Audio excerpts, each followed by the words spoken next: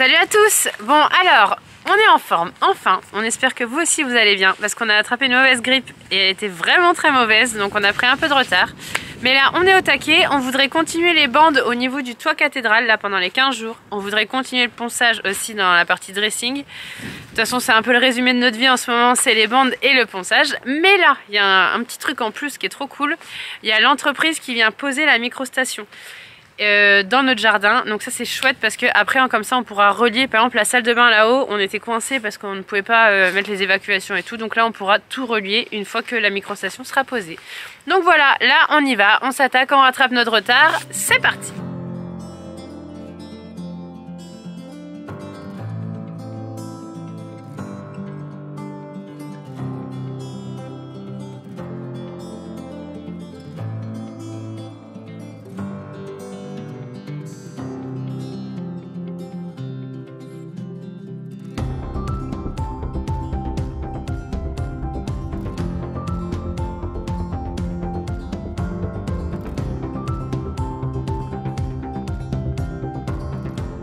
Explique-nous pourquoi tu as déjà mis en première étape le pare-vapeur.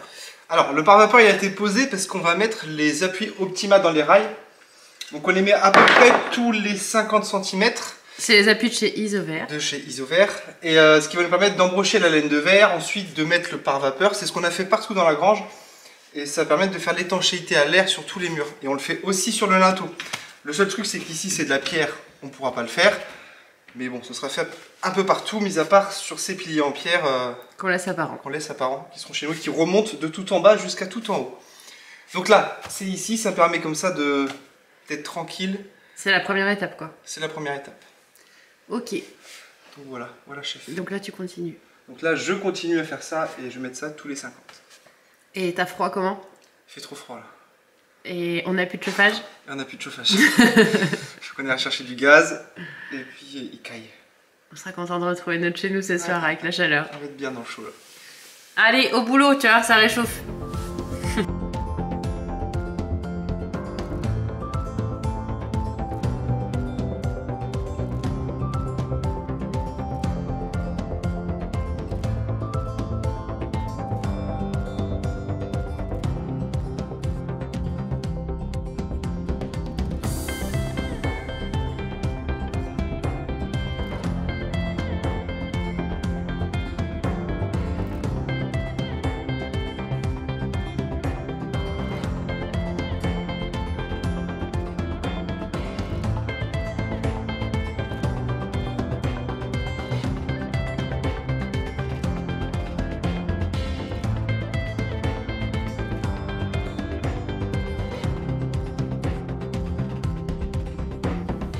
Bon, tout le linteau est isolé et par contre il y a juste cette partie là qui est plaquée. Il nous reste à faire en dessous là.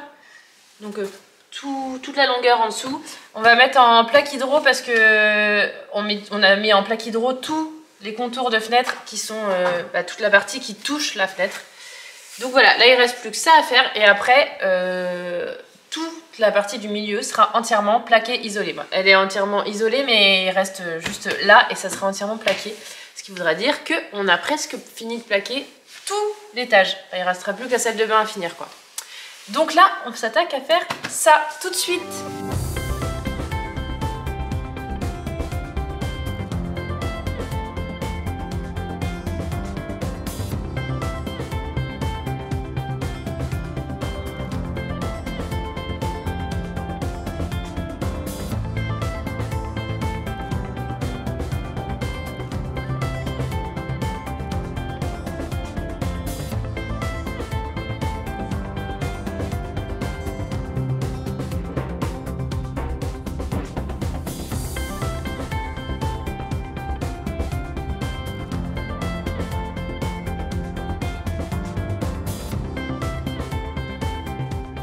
Bon ça y est, tout est plaqué et isolé de ce côté-là. Donc maintenant, on va s'attaquer à faire les bandes ici. Et après, on continuera de l'autre côté.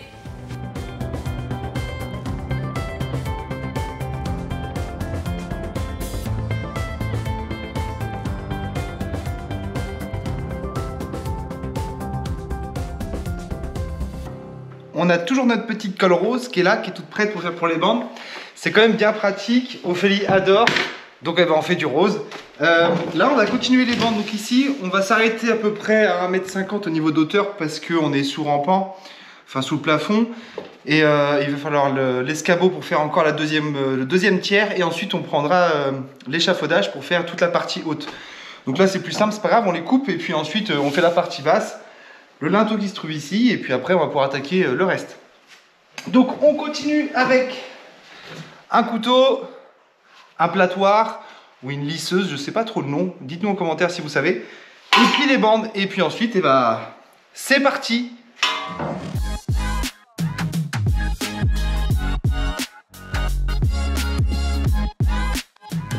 Donc moi, ma technique pour faire les bandes, alors c'est sûrement pas la meilleure, c'est certain, on sait en commentaire qu'on va voir que c'est pas forcément la mieux, mais on débute et on essaye de s'améliorer petit à petit.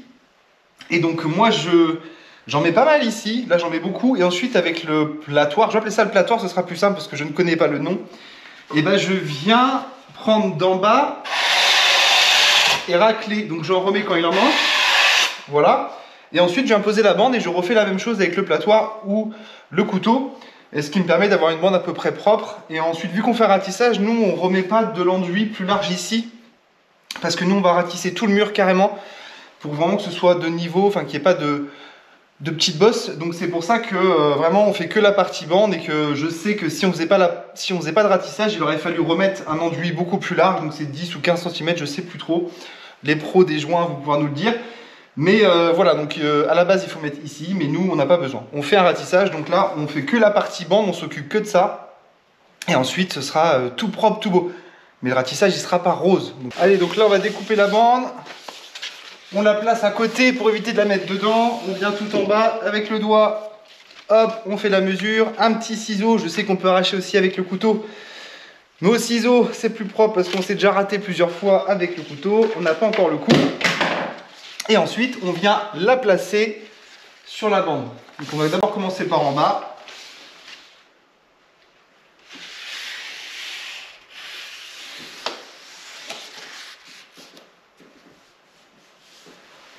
On la met bien en place et ensuite, avec le couteau, on vient mettre en bas, tac. Ce qu'on a en trop là-dessus, on s'arrête pour enlever le surplus et on continue jusqu'en haut.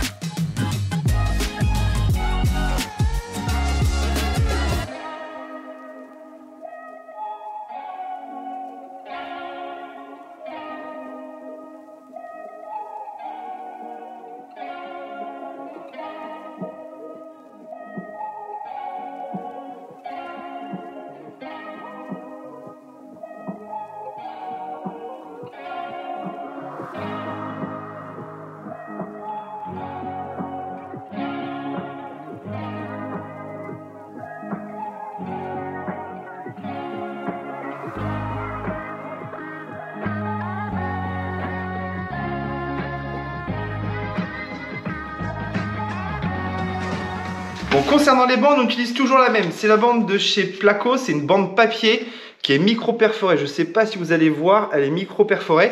Donc c'est une bande qu'on peut utiliser dans les angles sortant ou en rentrant. Il suffit juste de la plier. On voit en plein milieu, il y a une petite ligne qui permet de nous faire un guide. Et concernant l'enduit des bandes, on l'a fait rose tout simplement parce que quand on va faire le ratissage qui lui sera blanc, dès qu'on va poncer, si on ponce un petit peu trop et qu'on arrive à l'enduit et qu'on arrive à la couleur rose, ça veut dire qu'on arrive proche des bandes. Donc on sait qu'il va vraiment falloir s'arrêter à ce moment-là. C'est juste une petite aide, ça coûte pas grand-chose de rajouter ça lorsqu'on fait nos bandes. Et nous, ça nous aide vraiment. On sait que voilà, on ponce, hop, si ça commence à tourner au niveau de la couleur rose, et ben on se dit hop, hop, hop, stop, on arrive proche des bandes. Ça évitera d'abîmer la bande derrière.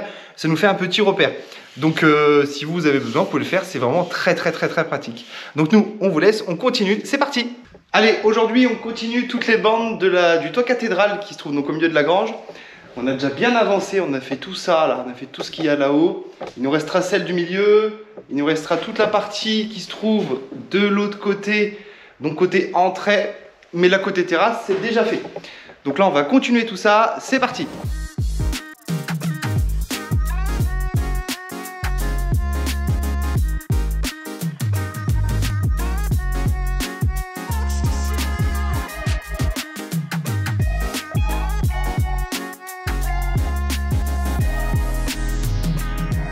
Donc pour enduire, on a toujours nos outils, donc le platoir qui se trouve ici, hop, le couteau, et on a ça maintenant. Avant on avait un seau, c'était pas pratique, à chaque fois il fallait le mettre quelque part, enfin on le mettait sur l'escabeau, il fallait se pencher, etc. Alors que là on peut tenir à une main, on peut prendre dedans, on vient racler, et quand on en a sur le couteau, on peut racler le couteau pour qu'il soit tout propre. Et ça c'est l'avantage. Et puis on peut le tenir à une main et on peut être en l'air et on peut comme ça évite de toujours redescendre et se faire mal au dos parce que le but du chantier c'est pas qu'on soit cassé à la fin, sinon on va pas être bien. Donc ça nous on l'a trouvé dans une grande surface bricolage, il y en a aussi là-bas, il y en a sur internet, il y en a partout. Vous tapez bac à enduire, je pense que vous allez le trouver assez vite. Et au pire on vous mettra le lien en description si vous souhaitez, ou demandez-nous un message privé sur Instagram, on répond à tout le monde sur Instagram, donc n'hésitez pas à nous contacter sur Instagram si vous avez des questions. Donc là on continue, c'est parti, allez go!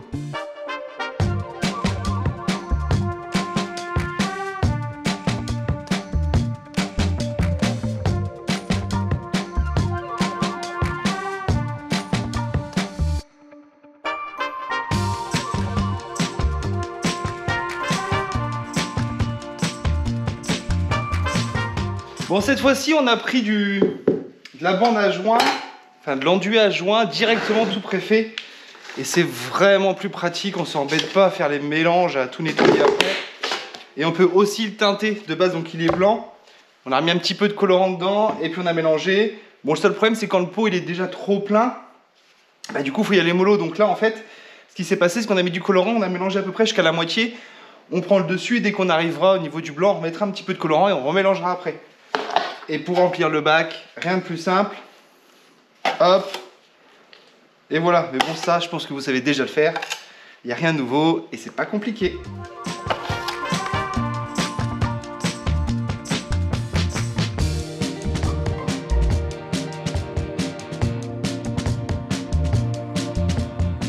Allez, ça y est là. Donc toute la partie là a été faite jusqu'en haut. Tac, je sais pas si vous voyez bien, toute la partie là et jusqu'en bas, jusqu'au niveau du linteau. Donc il me restera le linteau, toute la ligne droite là du linteau. Mais on a un petit bout de plaque qui manque ici. On pouvait pas le faire parce que c'était le vide et donc on voulait pas tomber, ça c'est important. Et donc voilà, donc là je vais m'attaquer à ça. Et ensuite je vais pouvoir aussi finir toutes les bandes de ce côté là. Donc le toit cathédrale sera totalement fini. Sauf que il manque aussi tout en haut.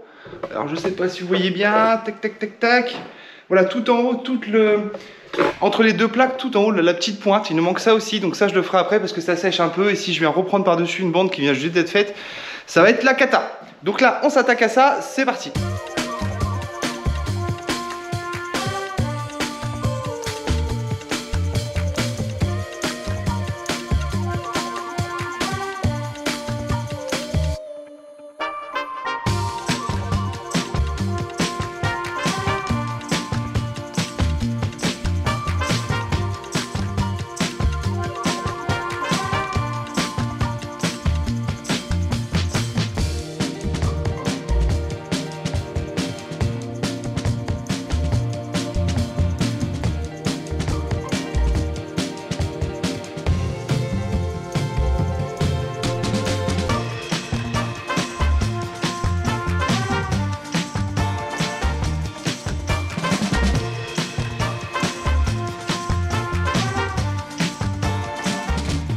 Bon, je voudrais m'attaquer à poncer cette cloison-là, la cloison de la verrière. On a déjà poncé de l'autre côté, donc il ne reste plus que ce côté-là à faire. Et faire la cloison de la verrière de la salle de bain à côté. Mais avant toute chose, je vais préparer mon matériel. Il faudrait que je vide l'aspi là parce que à chaque fois on se fait avoir, en fait on s'attaque directement à poncer sans vérifier que l'aspi est vide ou pas. Et bilan, et ben, au bout d'un moment, notre aspi n'est pas adapté pour autant de ponçage, même si c'est un Karcher. Et du coup, au bout d'un moment, ça n'aspire plus rien, ça met de la poussière partout. Donc c'est pas l'idéal. Donc là, pour une fois, je vais préparer mon chantier, ce qui n'est pas une mauvaise chose. Et puis après, je vais poncer tout ça.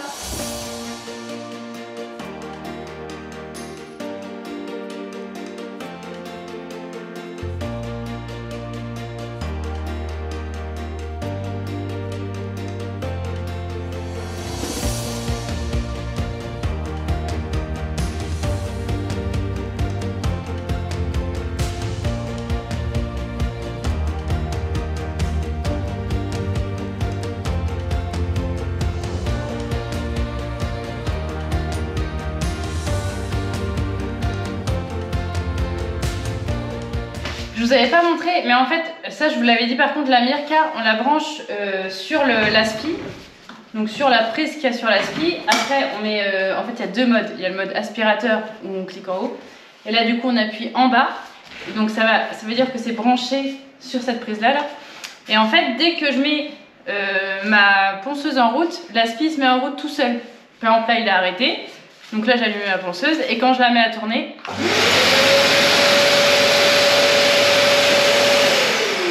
Donc dès que je la mets à tourner, il se met en route. Et dès que j'arrête, il s'éteint. C'est vachement pratique. Ça veut dire que j'ai rien à... Une fois que tout est branché, j'ai juste à m'occuper de ma ponceuse et c'est tout quoi. Et du coup c'est facile en fait pour l'allumer. C'est là et il y a plusieurs modes pour dire si on veut poncer fort ou pas. Donc nous on met vraiment pas fort et quitte à devoir reponcer après à l'éponge à poncer. Mais pour être sûr de ne pas poncer les bandes et qu'il faut refaire tout, ce qui serait hyper dommage. Voilà. Allez, là j'ai passé un gros coup de ponceuse partout du coup. Et maintenant je finis à l'éponge à poncer toutes les petites finitions. Vous avez dû voir et vous avez dû rire en vrai. Mais en gros, normalement, attendez, je vous montre. Parce que l'idéal c'est d'avoir une lumière rasante. Normalement j'utilise celle-là qui est hyper légère, vachement pratique et qui éclaire bien. Mais là il se trouve qu'elle a plus de batterie et qu'on n'a pas pensé à la mettre à recharger. Donc je savais qu'il y en avait une autre, mais elle est un peu encombrante, on va pas se le cacher. Et elle est un peu lourde en plus. Donc c'est pas très pratique. Mais au moins ça fait l'affaire. Plutôt que de ne pas poncer ou de ne pas poncer avec une lumière rasante, bah, j'ai préféré cette solution là. Mais là je vais penser à aller la recharger, ce que je vais d'ailleurs faire tout de suite, sinon je vais oublier.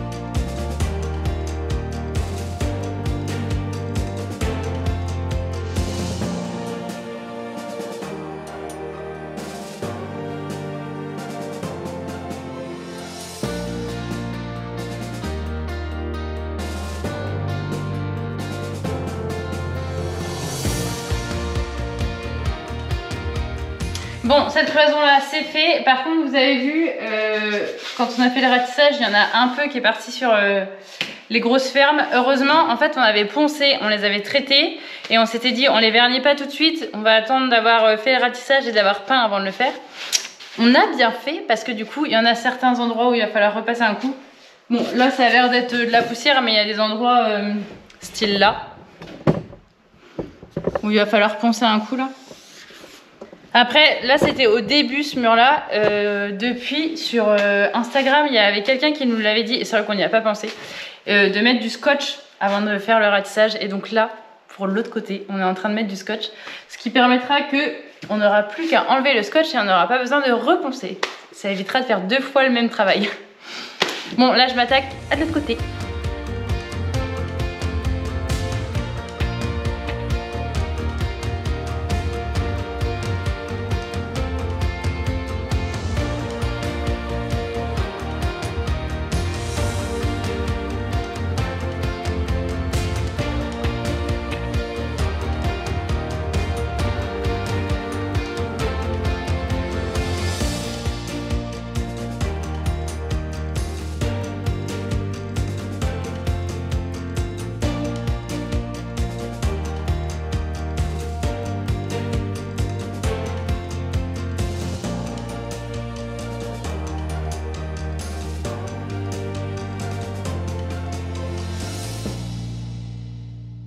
On est vraiment content là parce que on était dépendant encore d'une seule entreprise, c'était la fosse septique. Et donc là l'entreprise vient de nous appeler et ils arrivent demain. Donc c'est une super bonne chose parce qu'une fois que la fosse septique sera posée, on pourra avancer sur la terrasse. Bon, même si vous allez me dire, on va pas avancer sur la terrasse tout de suite maintenant parce qu'il fait pas beau. Mais ça coinçait, on vous l'a expliqué je pense dans une autre vidéo. En tout cas pendant que la fosse septique n'était pas posée, on ne pouvait pas faire toute la grandeur de la terrasse prévue parce qu'il risque de rouler dessus avec la mini-pelle. Et chose quand même plus importante par rapport à la fosse, c'est qu'on va pouvoir, là on a commencé à poser les toilettes, donc on va pouvoir les brancher et du coup, en fait on a posé les toilettes mais on n'a pas encore fait le branchement à l'eau, tout ça. Donc on ne peut pas isoler et plaquer pendant qu'on n'est pas sûr que ça fuit pas. Donc là on va pouvoir s'attaquer à tout ça, donc c'est vraiment trop chouette. Et ça veut surtout dire que là on n'est plus dépendant de aucune entreprise, aucune autre entreprise, parce qu'il y a des choses qu'on ne sait pas faire nous-mêmes, genre les fenêtres de la grange on les a fait faire, la toiture on l'a fait faire, et du coup la fosse septique. Après le reste, quand on a fait appel à une entreprise, c'était un choix, mais on avait moyen de le faire autrement quoi. Donc voilà, c'est la bonne nouvelle du jour.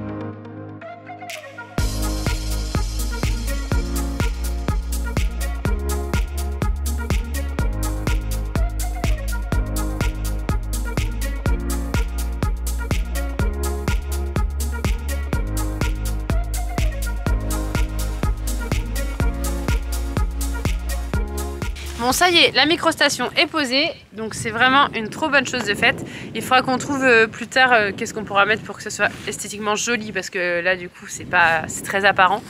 Mais bon, ça, quand on en sera à ce problème-là, ce sera pas très grave. Sinon, on a bien avancé à l'intérieur, on est content. La prochaine fois d'ailleurs qu'on vous fera une vidéo dans ce sens-là, où on vous montre ici, c'est qu'on s'attaquera au bardage de l'extension et du garage. Là, on y commence à y voir plus clair, on veut poser du bardage bois. Puisque vous vous souvenez, on hésitait entre bois ou PVC, donc ce sera cool. En tout cas, si cette vidéo vous a plu, on n'oublie pas le petit pouce en l'air qui nous fait toujours trop plaisir. Et puis, n'hésitez pas à commenter. Et vous pouvez vous abonner si vous êtes nouveau. Allez, ciao, à dans 15 jours.